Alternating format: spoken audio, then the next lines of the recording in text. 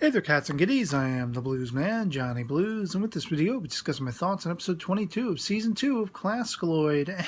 And this episode was awesome sauce. Not only are we getting back to the plot, but this episode singularly contains within it one of my all-time favorite scenes in anything related to this series, because it involves the coming together of all of the ClassicaLoids in this effort to thwart the sort of world domination plot that is the driving force of Wagner, Wakun. The whole aspect of Bach Sama's having penned this brand new sort of song, an idol song for Tchekhov and Bada and all of the rest of the ClassicaLoids joining in the effort in hopes to undermine Wagner, in the performance of this song and the coming back of Klasky and everything like that. It was just awesome. I loved seeing them all together. You had, of course, Beethoven on guitar and Mozart on bass, I think it was, Liszt on the keyboards, Schubert with his tambourine. Chopin in the back with the percussion, the synthesized percussion, and it was just all kinds of awesome seeing them all coming together in answer to, as an extension, Kanai's want for them all to just get along. This is largely born out of her love and compassion toward Wagner as kind of a little brother, being very much caring and concerned for him and just wanting him to be agreeable with everyone else. And I don't think she really, is cognizant of the full, aspect of what he is trying to accomplish. It all is basically daddy issues. He just wants daddy's approval, Kyogo's approval, and he'll stop at nothing, even consuming all of the ClassicaLoid's musiques respectively. And I thought it was really interesting how, Beats sort of summarizes in the end, well, we had to put this to practice. We had to test this out. Can he actually accomplish this? We've seemingly seen it happen with Bach Sama, or at least, Tchekhov and Bada had seen this. And when they come clean with that, this is the first time they've ever mentioned it. It's all news. It's a bomb drop to the rest of the ClassicaLoids, Kanai, Sosuke, and everything like that. So they want to put it to the test. And they all come cumulatively together, collectively together, summon forth their musiques when pitted against Wagner. And this was, both of them. It's kind of like this grand chess game going back and forth, testing the waters back and forth between this faction of ClassicaLoids versus the soul, Wagner. And they all sort of entered the fray, formulating what might happen and what they would do in consequence of any which way this might go.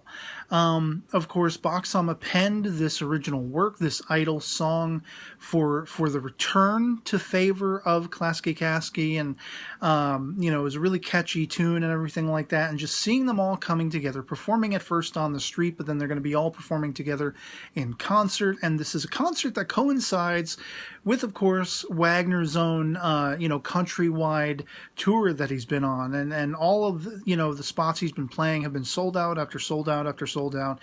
But then he has to resort to sort of giving away tickets, doing these promotions with the curries and whatever else, his products that his face is emblazoned upon. Well, here, win tickets. Kanai ends up winning a ticket. And the whole thing is orchestrated so that when, both of these concerts are meant to coincide, Wagner is going to utilize that fact. And rather than put on his own concert, he is stationed behind the scenes of where, Klasky is about to perform with the rest of the ClassicaLoids.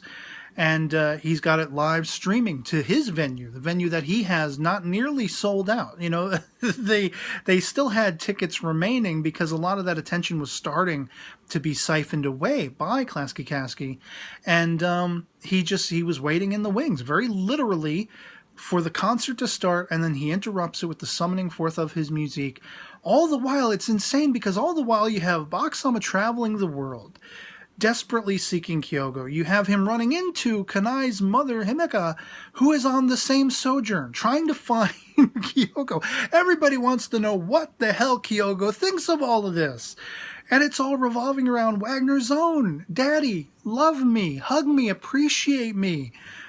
Give me attention, give me affection, let me know I'm right in the world, you know? And it's tragic, but at the same time, it is so compelling and awesome sauce to see this merging of music. And when Wagner makes his move, all of the ClassicaLoids summon forth their music. They are trying to overwhelm him. They figure if they all cumulatively work together, maybe they can take him down a peg, but he does have that prowess, that mastery that can siphon out their own abilities and consume it of his own. He sucks it into himself. And so they are all rendered powerless by the end. And the entire show, it's less threatening as musiques have been known to be. As commentated upon by some of the audience. They're like, well, it seems less threatening, but it's more showy. It is a little ominous, but I guess we're okay, And it breaks my heart for Kanai, whose heart is breaking over this. She just wants them to all commingle, be agreeable, be friendly toward each other, accepting toward each other. They can all pursue music. They can all have this passion. They can all do this stuff of their own accord. They don't have to be in constant conflict. And it's just a matter of where the hell is Kyogo? What does he think of all of this? He is, keeping tabs on it, as we see. There is a near miss between Baksama and Himeka. They're in Paris or something like that, and he's at a cafe reading a newspaper about Wagner's success and what he is doing and everything like that. And so they just miss each other once again. And it seems via the PV, we hear Kyogo in voiceover basically saying, you, my ClassicaLoid, you are kind of my children. I'm kind of like your father. And come, Wagner, let us discuss this. And I really hope it's angling in that direction by the end, because it's putting so much hardship on the shoulders of Kanai, who she's, I think, even though she is kind of the den mother, even though she is the one having to be sort of parental, to the ClassicaLoids, who are always aloof and absurd and everything like that, she has to be the clamping down on top of them for most of their existence. I think there is some sense of semblance and family that she perceives could be gotten out of this dynamic. They are, for all intents and purposes, kind of her surrogate brothers and sisters, but no more than Wagner is sort of the pinnacle in her eye about that sort of relationship dynamic, about that familial dynamic. And she is really worried for him and concerned about him and seeing him run amok, getting caught up in this and letting it run away with himself. So it is endangering the world now that he has consumed all of their powers together, mutually, cumulatively. Whoa, forget the octave, whatever. He is a walking time bomb of multiple music powers, all, mixed into one. And what does Kyogo think of this? Is he going to come calling finally? Is he going to put a stop to it? Is he going to give Wagner what he most desires? The satisfaction of approval from a parental figure. And will it answer to Kanai's hopes that, they can all get along, they can all coexist, they can all be a family of a sort? If not all of them, at least Wagner himself, And it was just a brilliant episode, getting reforged and refamiliarized with the overarching plot, to see that it is still in motion, and that Baksama is still out there somewhere, that Himeka and he are trying to find Kyogo, that they understand, they're aware of the fact that Kyogo has to answer to this. He has to take some level of responsibility and answer to it. And hopefully that will happen. But as I say, just that shot of all of the ClassicaLoids joining, Klasky on the side of the street, all partaking, all playing their various instruments and making this song, as having been penned by Baksama, come alive, live, breathe, and jump for the crowds and such like that. It was just mesmerizing to me. I mean, it's, they gave me something I didn't even know I wanted in having them all forged together an alliance of music and sound.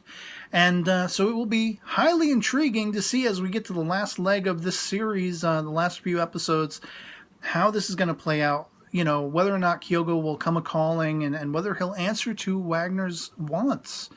And if there's going to be still any lingering threats of resolve on Wagner's part, you know, maybe Kyogo will come calling and he'll disappoint Wagner, and Wagner will run amok that much more. It remains to be seen, but I'm definitely on board for it. I'm so curious to see how it's going to play out. And I'd love to hear from you guys in the comments below. If you've seen episode 22 of ClassicaLoid Season 2, what you thought of it as well. Love it or hate it, anything goes in the comments below. Any further insights, whether musically, about the composers, about the interactivity of all the characterization and depth of character in this episode, whatever insights you may want to share.